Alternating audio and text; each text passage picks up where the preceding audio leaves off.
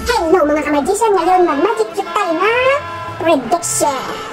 So, start na natin! Parang totoong magician, di ba? Okay! Ngayon mag-predict tayo ng isang card. Magpili tayo ng card para i-predict natin. So, ito. I-predict natin to, okay? Tapos, mag-cut tayo. Mag-cut tayo ng card. Ta-da!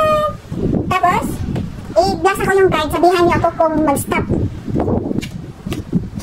Sabihan niyo ako kung mag-stop ako, ha?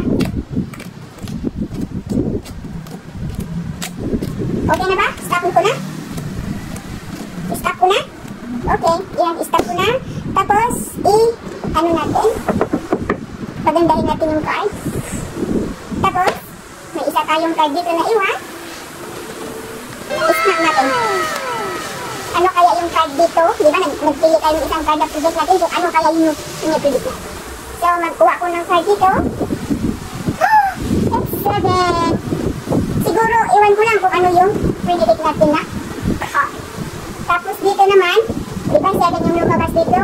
Magbilang ako ng 7. 1, 2, 3, 4, 5, 6, 7. Tingnan ko kung ano to. Tingnan niya. It's 7! Parang alam ko na yung predict natin na 7 na number. Parang 7? Not sure. Basta i-predict lang natin kasi yung lumalabas dito is 7. Tapos, i-ano natin yung brahan natin. Ayan. Ayan. Tingnan natin kung anong malabas dito.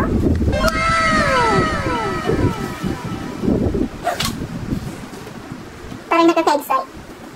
Gusto niyo makita? It's 7 ulit. So, it means tatlong 7 na yung pakita ko. It means yung prediction number natin is alam niyo na. So, ipakita ko na, okay?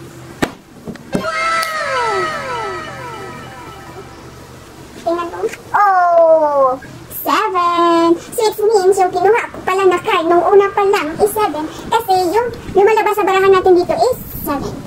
It's magic. It's prediction. Bye-bye!